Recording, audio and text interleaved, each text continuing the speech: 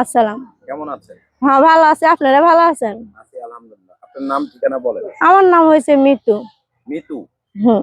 আচ্ছা, তো মিতু আপু এই যে ক্যামেরার সামনে কেন আসছেন? আমি ক্যামেরার সামনে আইছি ভাই, অনেক কষ্টে পইরা ক্যামেরার সামনে আইছি। অনেক মানুষই তো প্রতিবেদন করে, আমি এই পর্যন্ত প্রতিবেদন করি নাই। এখন মানুষে কইল ক্যামেরার সামনে যা প্রতিবেদন কর, যদি ভালো একটা মনের মতো মানুষ পাও, বিয়া শাদী করতে পারো। তো আমি অনেক কষ্ট অনেক বড় হয়েছি, আমার মায়েরও সাইরা দিয়ে আমার বাবা বিয়ে করছে আরেকটা। এজন্য আমি আমাকে মানুষের কাছে বিয়া শাদী বসি নাই। যদি ভালো একটা মনের মতো মানুষ পাই যে আমার সারা জীবন পাশে থাকবে। কাছে বিয়ে শাদী বসেননি বলতে? আমগো দেশের মানুষের বিয়ে শাদী বসি নাই, আমার মায়েরই সাইডে দিয়ে আমার আব্বা আর একটা বিয়ে শাদী করছে, বুঝছেন। এই জন্য আমি ছোটকাল ধরে দেখে দেখতে দেখতেই বড় হয়েছি। এই জন্য আমি আমগো দেশের মানুষের কাছে বিয়ে শাদী করিনি।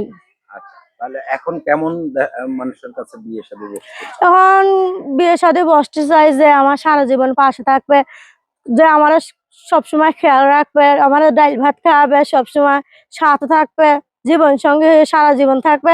ওরকম একটা মনের মতো মানুষ পেলে আমি বিয়ে শাদী করতে চাই। এই পর্যন্ত আমি বিয়ে শাদী করি নাই।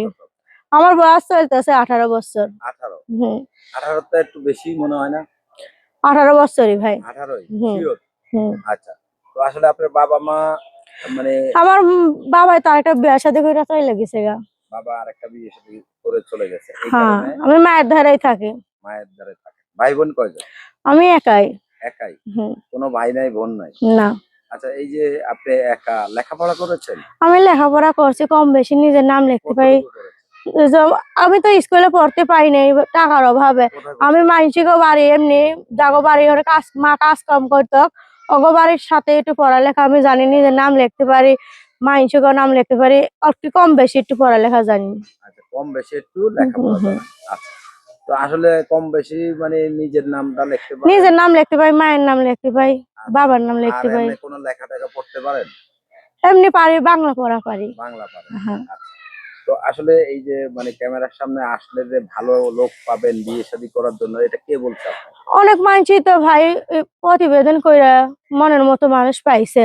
এই জন্য অনেক মানুষই কইছে আপু এই পর্যন্ত তুমি প্রতিবেদন করো নাই, প্রতিবেদনের সামনে যাও, যদি একটা ভালো মনের মতো মানুষ পাও তো তোমার এত কষ্ট আর থাকবেও না। তুমি ছোটকাল ধরে এই কষ্ট পাইতে পাইতে বড় মনের হইছো। মতো বলতে কিরকম মনের মতো স্যার? মনের মতো বলতে ভাই যে আমার সবসময় পাশে থাকবে, সারা জীবন সাথে থাকবে, হুম, যে আমার একবেলা একভাবে ভাত তাস খাইয়ে রাখতে পারবে, এইরকম একটা মনের মতো মানুষ পেলেই হইবে। এরকম হলে আচ্ছা, তো সে কি বয়স্ক হলে হবে না অল্প বয়সের হলে? যে যেরকমই হোক, যেই রকমই হোক, যে সবসময় আমার খেয়াল রাখবে, সারা জীবন পাশে থাকবে, ওইরকম হলেই হবে। ওরকম হলে হবে। তো হ্যাঁ, আপনার সাথে যোগাযোগের কোনো ব্যবস্থা আছে কি? আছে, ফোনের মাধ্যমে যোগাযোগ ফোন করবে। নাম্বার বলতে পারেন? হ্যাঁ, ফোন নাম্বার আমি বলতে পারি। আচ্ছা, ফোন নাম্বার শিখেছেন? হ্যাঁ, আচ্ছা, মুখস্থ নাম্বারটা আছে। বলেন।